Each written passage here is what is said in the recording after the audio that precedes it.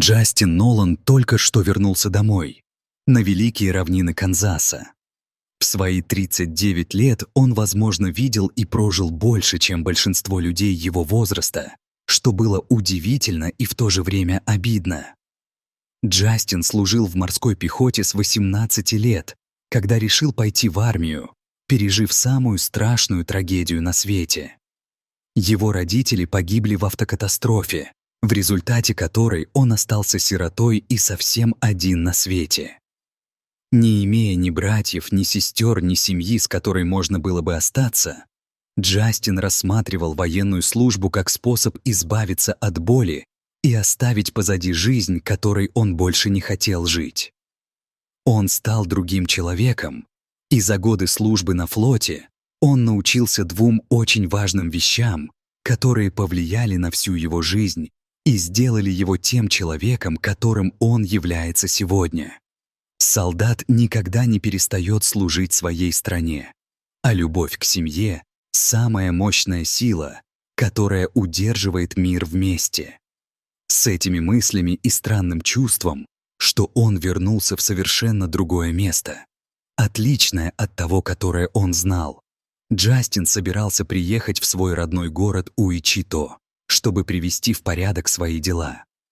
Он решил съездить за руль и объехать несколько штатов, прежде чем добраться туда. Ему захотелось побывать в других местах, прежде чем отправиться домой и осмотреть достопримечательности. Однако, когда он остановился перекусить в автосервисе на старой проселочной дороге, которая вела в город, он обнаружил нечто такое, от чего у него кровь застыла в жилах, и он не смог продолжить свой путь.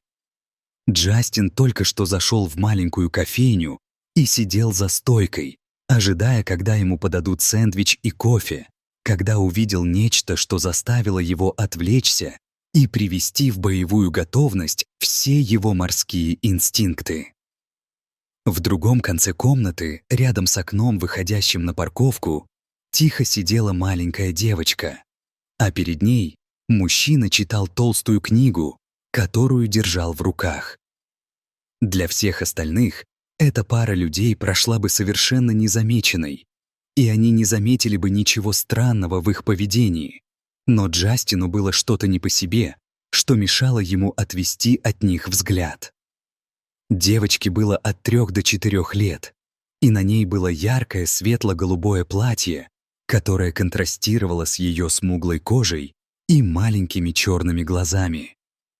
Со своей стороны, мужчина, читавший книгу и, казалось, не обращавший на девушку никакого внимания, был белым, высоким, атлетического сложения, с острым подбородком.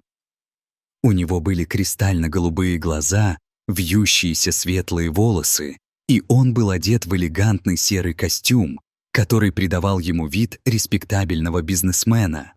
Но не его внешность вызвала у Джастина подозрения по поводу этого таинственного человека, а его отношение. Язык его тела подсказал ему, что за этим столиком происходит что-то очень серьезное и что это заслуживает его пристального внимания. Хотя на первый взгляд это было невозможно определить. Остальные люди, находившиеся там, казалось, вообще ничего не заметили и продолжали жить своей обычной жизнью, полностью игнорируя присутствие девочки и ее предполагаемого отца. Но Джастин был не похож на остальных людей, и его взгляд на мир отличался от взглядов всех остальных. Он читал людей, как рентгеновский аппарат, слой за слоем. От его пристального внимания не могла укрыться ни одна деталь. На флоте это делало его лучшим, лидером, которому всегда можно было доверять и который заслужил всеобщее уважение и восхищение. Теперь, в его новой жизни, вдали от моря и армейских порядков, его способность распознавать опасность не всегда была полезной, а иногда даже заставляла его чувствовать, что он живет в своего рода паранойе, которая мешает ему жить спокойно. Однако что-то внутри него подсказывало ему, что то, что он чувствовал по отношению к той странной паре в баре, не было плодом его воображения и что он должен следовать своим инстинктам до конца. И слава богу, что он это сделал, потому что ушел в отставку. Морской пехотинец, которого он обнаружил в зоне отдыха на пустынной дороге в западном Канзасе, навсегда изменил свою жизнь. Девушка в голубом платье сидела, уставившись в стол и сложив руки на коленях. Увидев ее, Джастин почувствовал, что это не нормальная поза для девочки ее возраста, а скорее поза человека, которому угрожает опасность, который борется сам с собой и подчиняется очень строгим приказам. Более того, лицо девушки было серьезным, а взгляд незаметно блуждал по всему бару, хотя она и не осмеливалась делать резких движений, которые могли бы выдать ее и привлечь внимание стоящего перед ней мужчины. Это выглядело так, как будто девушка просила о помощи и пыталась установить прямой зрительный контакт с кем-нибудь, чтобы донести свою мысль. Но никто, казалось, ничего не замечал. И девушка все еще была там, удрученная и, вероятно, чувствовавшая себя очень одинокой и незащищенной. Сделал. Чего эта трехлетняя девочка не знала, так это того, что человек, который только что вошел в бар и сидел в нескольких метрах от нее, был именно тем, кто ей был нужен, и единственным, кто мог разгадать окутавшую ее тайну.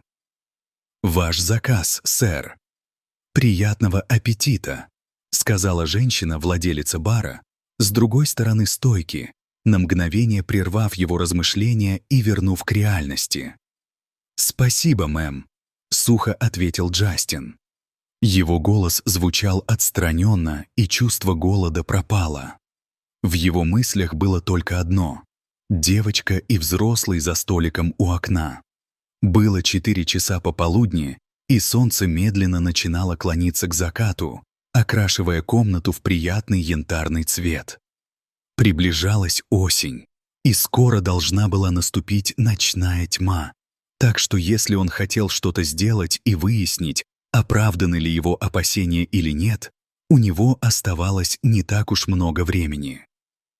Не торопитесь. Вы эксперт по анализу опасных ситуаций, и если вы будете действовать необдуманно, это может иметь фатальные последствия для этой девушки.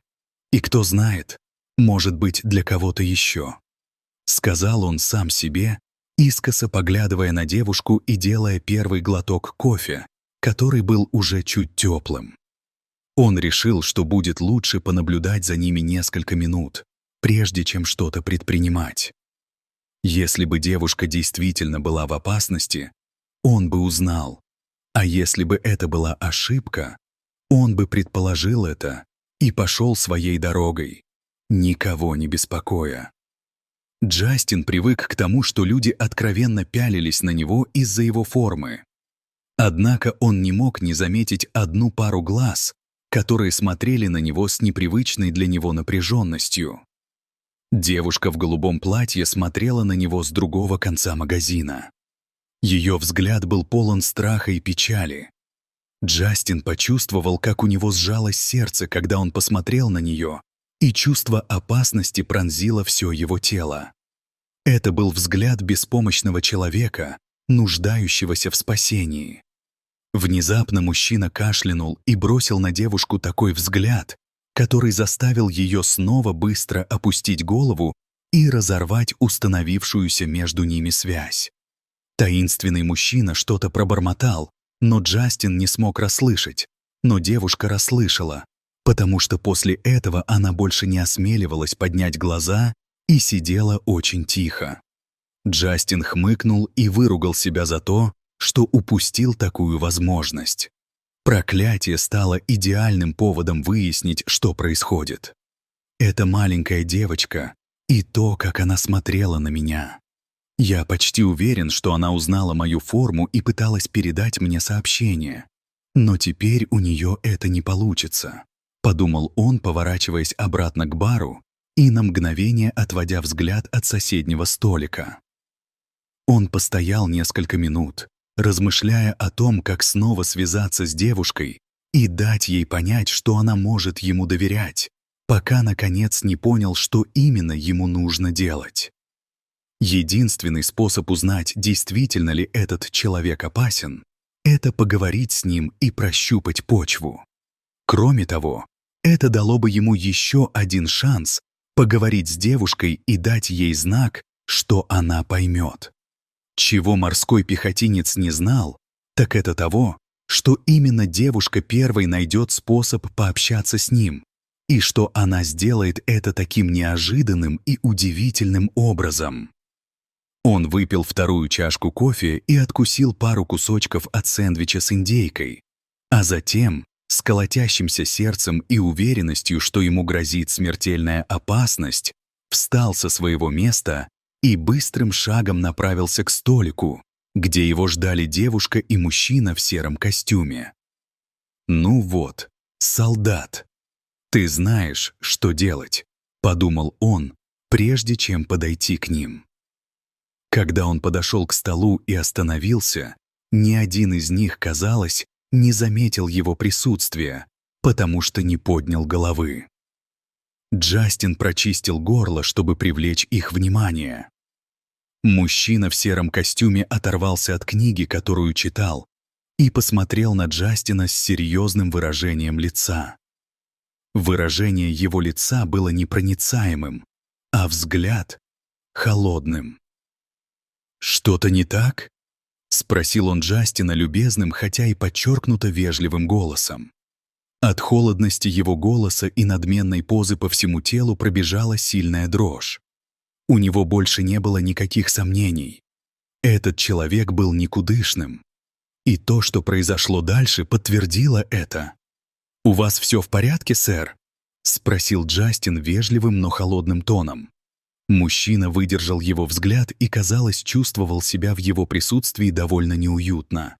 «Все идеально, правда, милая?» — сказал он и посмотрел на девушку, которая впервые подняла на него глаза. Девушка молча кивнула, глядя на мужчину, но не осмеливаясь взглянуть на Джастина.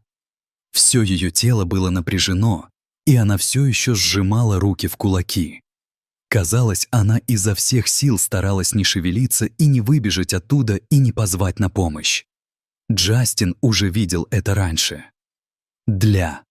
А заключенных, которых ему удалось освободить. Он знал, что девушка изо всех сил старается общаться, не вызывая подозрений. Чего он не знал, так это как она это сделает. «Все идеально. Вы слышали, что сказала девушка?» «Могу я вам еще чем-нибудь помочь, сэр?» Снова спросил мужчина в сером костюме.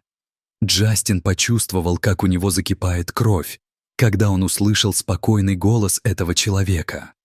Он был циником, и ему нужно было разоблачить его как можно скорее, если он хотел защитить девушку. «Ладно, извините за причиненные неудобства. Я просто хотел убедиться, знаете, в том, что касается профессии», — тихо сказал Джастин. Джастин уже собирался развернуться и вернуться в бар, как вдруг увидел нечто такое, что заставило его остановиться как вкопанного. Девушка, не поднимая глаз от стола, высвободила одну руку и быстрым, почти незаметным жестом подала ему сигнал, который мог понять только Джастин. Это был сигнал SOS. Это заняло всего несколько секунд, но движение руки девочки явно было сигналом бедствия. Джастин видел это много раз раньше, но он никогда не видел, чтобы такая маленькая девочка делала это. Затем столь же быстрым движением девушка снова спрятала руку и замерла. Мужчина, казалось, ничего не заметил из того, что только что произошло, потому что он снова уткнулся в книгу. Этот знак был именно тем, чего Джастин ждал с того самого момента, как увидел их сидящими там. Он знал, что инстинкты его не подводят, и что эта девочка оказалась там не по своей воле. Однако оставалось еще много других вопросов, на которые нужно было найти ответы, и которые продолжали угрожать безопасности маленькой девочки. Кем на самом деле был мужчина в сером костюме, сопровождавший ее? Каковы были его намерения? Он не был похож на ее отца, но, возможно, он был кем-то из ее близких, иначе ему не удалось бы так легко с ней связаться. Девушка доверяла этому мужчине, и он воспользовался этим, чтобы овладеть ею против ее воли. Но почему? Куда он ее увозил? И кто были родители девочки? Почему никто не выдал ордер на обыск и не заявил о ее пропаже? У Джастина голова шла кругом, и пока он шел обратно к бару, он уже строил всевозможные гипотезы об истинной личности этого человека и его коварных планах в отношении девушки. В баре было полно народу, и это работало против нее.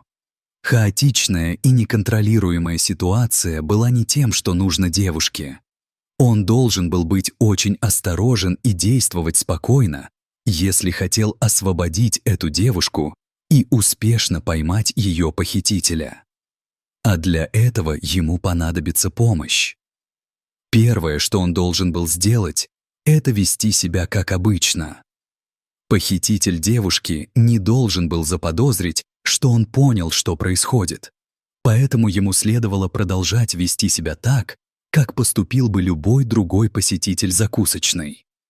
Он вернулся на свое место у стойки и, притворившись, что делает еще один глоток кофе, сделал знак владельцу магазина подойти.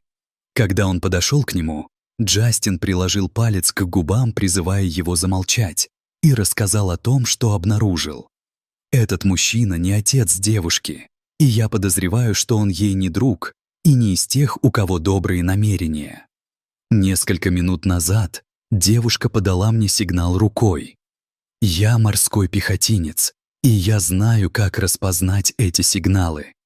Этой девушке нужна помощь. Она в ужасе, и если мы быстро ничего не предпримем, этот человек заберет ее отсюда, и мы потеряем ее след», — объяснил Джастин, говоря почти шепотом.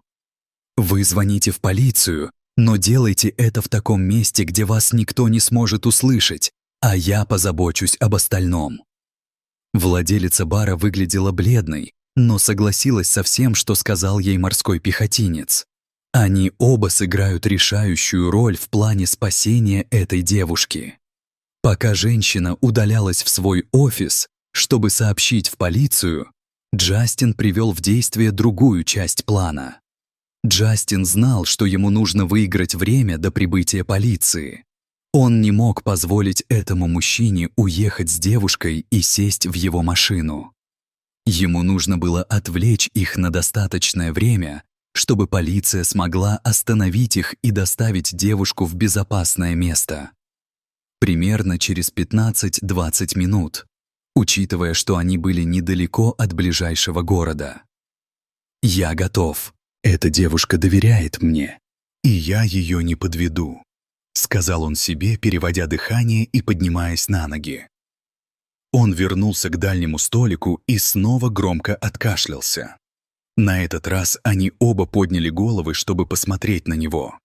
Мужчина в сером костюме, казалось, был искренне раздосадован, увидев его снова за своим столиком, в то время как девушка смотрела на него со смесью страха и облегчения в глазах. «Снова? Ты?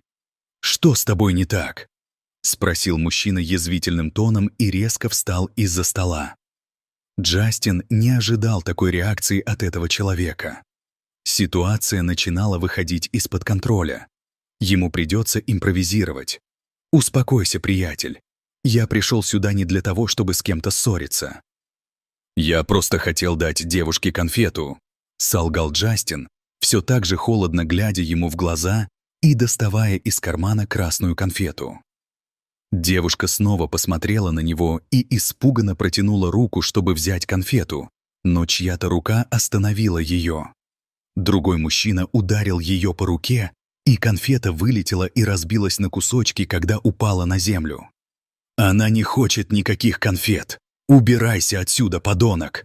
Кем ты себя возомнил, чтобы предлагать конфеты моей дочери? Убирайся от нас!» — закричал мужчина с глазами полными ярости. Затем он схватил девушку за руку и потащил ее к выходу. Это не входило в планы Джастина, и у него было мало времени, чтобы остановить мужчину до прибытия полиции. Пришло время действовать, если он хотел спасти эту маленькую девочку. Сейчас или никогда. Все произошло очень быстро. Джастин набросился на мужчину и одним ударом ноги сбил его с ног и освободил девочку, которая смотрела на него с ужасом в глазах. «Беги! Иди на парковку и жди меня там! Я пойду с тобой!» — крикнул Джастин. Обернувшись, он увидел, что мужчина уже оправился от первого удара и снова бежит к нему. На его лице читались зло и безумие, которые были внутри него. Но Джастин не боялся его и был готов встретиться лицом к лицу с этим и многим другим. Быстрым движением он блокировал первый удар, который пытался нанести ему по лицу, и свободной рукой согнул его запястье, заставив того скорчиться от боли. Но его противник пока не собирался сдаваться и использовал весь вес своего тела, чтобы толкнуть его и прижать к одному из столов. Это немного выбило Джастина из колеи, но недостаточно. Морской пехотинец быстро оправился от удара и бросился в ответ. Затем, словно мастер карате, он нанес ему удар за голову, который сбил его с ног и оставил полностью обездвиженным на земле.